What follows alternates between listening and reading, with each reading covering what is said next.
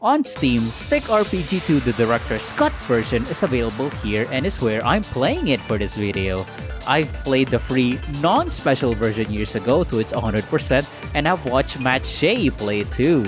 So while I'm not blind to this game, it's been years since I came back to this, so I don't remember everything anymore. And this is the first time I'm playing it in this special way. The special way being the Evil Empire run. I don't know if that's a good name though, honestly, but I'm running with it for now. So if you're already in the know for this game, skip to this timestamp. But otherwise, for the sake of those unfamiliar with Stick RPG 2, here's the deal. This game is about you losing everything you had in Stick RPG 1. We owned the damn castle and was either the president or the dictator of the whole world of the 2-dimension or 2D. Then suddenly, while we were sleeping, we quite literally fell into dimension 2.5. Your goal here then is to escape this dimension by completing the unmarked main quest, beating the final boss, then going into the next dimension with them. However, like Fallout, there's a lot, and I cannot emphasize enough, a lot of things that you can do here. But it's mainly applying and getting to the top of careers, such as simple titles like being a barista in Stickbucks to being the top corporate mastermind of a corporate entity. And then there's also your karma score, which permits or blocks you from taking career paths, like the good path of being a doctor to an evil path of cosplaying Walter White. It doesn't matter how fast or slow you take to do the main quest, you're free to do however much you want in Dimension 2.5. This is why I played the free non-special version many times years ago, and why I then went on to watch Matt Shea play it, because there's just so much variety and I love this game a lot for it. Okay, now that everyone's all caught up to the story, this run will be about REX's or Rex's ascension through all evil careers to reach the top goal of owning everything in this game, as in all houses, all business investments, all top ranks of the evil jobs, and getting the ending, all in the most efficient way as I possibly can. But I'm not a speedrunner, nor do I know every inch of this game, but I know enough to make this much faster than your average runner. For reference, look at the amount of money that I have at the end of day 1. Spoiler alert, this is an unnaturally high amount of money to have this early, and I can go higher, but then it'll be too easy and I'll make things so boring, so I didn't go higher. More on this later, promise. I may add more goals as we go along the ride, but right now these are at least the core objectives. And lastly, even though I'm playing the director's cut version, these special cheats will not be used. I'll only do exploits. So with that, let's begin. We start on the title screen. To create our character, we must pick our special ability. The best one for a veteran runner would be the Wall Street Wizard perk, which gives you a better interest rate at the bank. Then the second best would be the Warp Mind perk, which gives you more money when doing evil jobs. Both would serve me very well, but I'm gonna go with objectively the worst perk in the game. The Socially Awkward Interpretative Dancer perk! It gives a big reduction to leveling up all your stats. But this is the only way for your character to moonwalk everywhere. So how could I possibly say no to this? So we're picking that. Day 1 into the world, Tutorial Ted gives us the keys to his basement, literally a free house and room for us by the way, and will never charge us with rent nor utility fees, tells us where to go to do the main quest, and even gives us, a complete stranger, $100.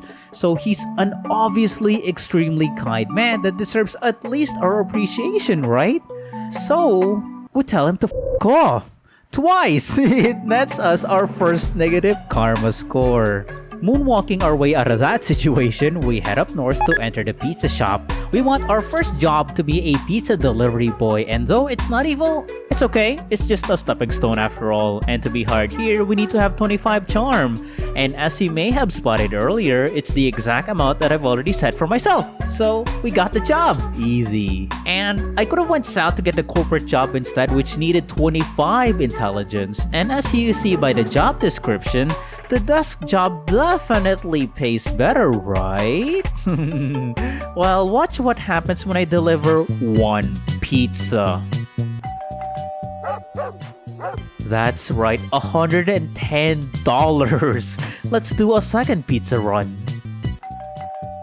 And just like that, $80 more into our pockets. What on earth is going on? Well, you see, even though the job description did say that you only had a salary of $1, the tips they give you can be insane. No one in their right mind in 2025 would give you anywhere near that amount. Holy! But yeah, to keep it short, here's the list of all the events that could happen in pizza delivery. And I just happened to lock out on the best outcomes twice. So then, why did we need to do that? Because to buy an ID, you either need to do it legit for $175 to get a good karma score to boot, or get a fake one for $150. So you see, these two options are too expensive to save up for in the legit way, so we took a shortcut way in the pizza route. So it says on the fake one, a pretty good replica of a real driver's license, except that the person pictured looks absolutely nothing like you. Wow. It's perfect! It's exactly what we need! This allows us access to the casino so early! And here is where we make absolute bank! We're gonna wager all our money, of course, save on our winnings, then if we lose, reload. Yes, we're gonna save scum the hell out of this.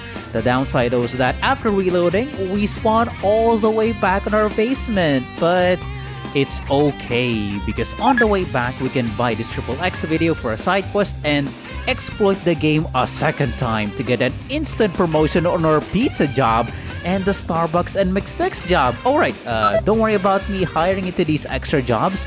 I'm never gonna work here, and I'll talk about them later, promise. But some may say, Ren, no, that's cheating. You're using the save load exploit to promote yourself faster rather than working that pizza job 10 whole times first before being promoted the legit way. That's not cool. Oh, how cute. Listen, I'm not wasting my fucking time with these small-ass jobs. Like I said, these are just stepping stones to building my eventual empire. So, whenever I reload, just expect that I must have promoted myself to all my other neutral jobs. So yeah, sorry about that. I'm role-playing to be Evil Karma. It's for this video and it fits with the theme. Anyway, after gaining a great total of $30,090, I really easily could keep gambling until I get access to high stakes gambling and practically get infinite money. But no, I don't want to do that for hopefully obvious reasons, because if we have infinite money, then this whole run, this whole journey would be so very boring. Everything would be pointless, and I'll also explain later why I needed this head start, promise. But right now, let's get back on track. So, right after gambling, I proceeded to do some side quests. The first one was a skater guy's request to get him a XXX video, which we did, so that's why we have the custom skateboard. The second one was a suicidal goth dude's request to get him some painkillers. I go to Walmart and the description says, after wiping off some well-settled grit and grime, it appears that these aren't painkillers at all. The label reads, excruciatingly painful human killers. Ooh, the alternative to this is giving him a self-help book for a good karma score, but well, we gave him the painkillers and he says, thanks, I snatched some kid's squeegee earlier. Take it. Oh, and have the rest of my cash. I'm not gonna need it where I'm going. Right, thanks. So moving on, he mentioned a squeegee kid, so we find him behind this 11-7, give him the squeegee to get the Klein bottle. This will be used to advance the main quest. third, Dominic the musician here, hyping up X-Gen Studios. If you give him enough money, you'll get a Trophomon. This is our first out of 4 Trophomon. Fourth, just below Dominic is a bar here, then into the toilets is a guy in trouble for having no TP. Gross!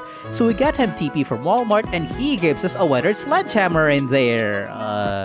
Actually, you know what? We should probably sanitize that first.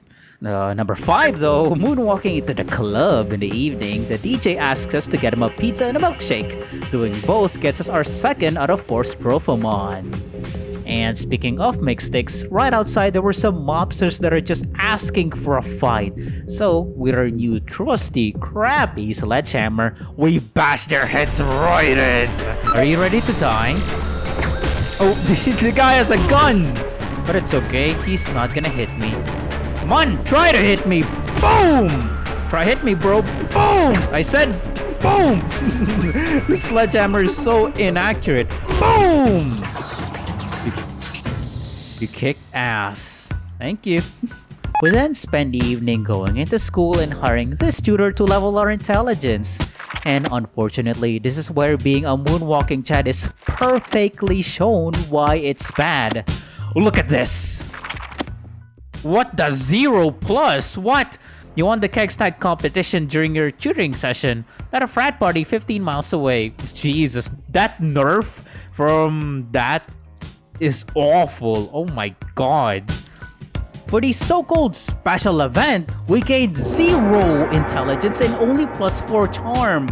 So at the beginning when I said a big reduction in leveling up points by having this perk, yeah, I was not exaggerating. So this is where our gambling money comes into play. I'll address this properly in detail next time, I promise, but in short, thanks to owning the Director's Cut version, we have access to superior means of leveling up.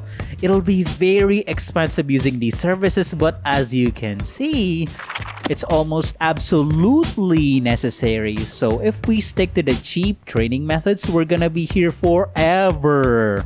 So now you know why I gathered $30,000 for a head start. Now welcome to late night. The sky's dark. All the rough and bad people come out of their hidey holes. The gangs, the mobs, and the crazy sewer people. I could of course leave them alone, but I will own these streets in the future, so it's best I take out the trash now!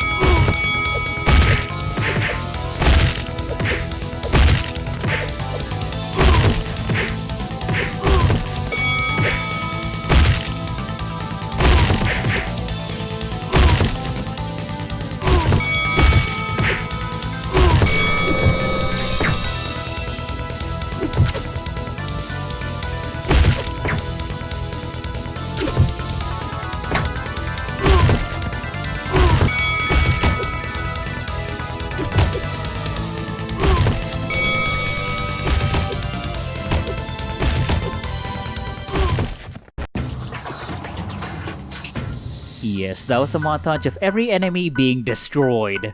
But sadly, we can't fight the bosses yet, because as you see here, our strength stat is too low. Which makes no sense since these stats don't affect the fight, but sure, I guess, whatever. We'll leave them be, the streets are at least 70% ours now. So, in other news, one of the sewer guys that we beat up dropped an old hot dog. It says here it looks older than you and takes away 5 points of HP. Gross. But this little sewer fella loves this yucky gross food, so he gives us his screwdriver in exchange. Then, spotting these guys on the first island, they're trying to quietly break into the corporate office, and talking to them presents us with a choice. Do we kick their asses to stop this robbery, or let them borrow our screwdriver?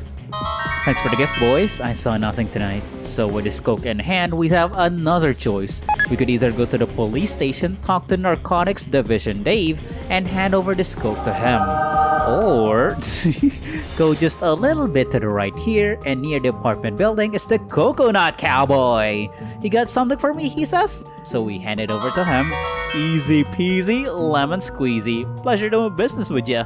Earlier, I didn't just buy pizza for the DJ, I also bought 4 packs of chicken wings because in this same bar where we met the toilet guy is where the king of the wing is. He'll only be here at late night, and by giving him 3 packs of wings, he'll give us the bacon flavored narwhal. It says here it can cure anything, or so the legend goes.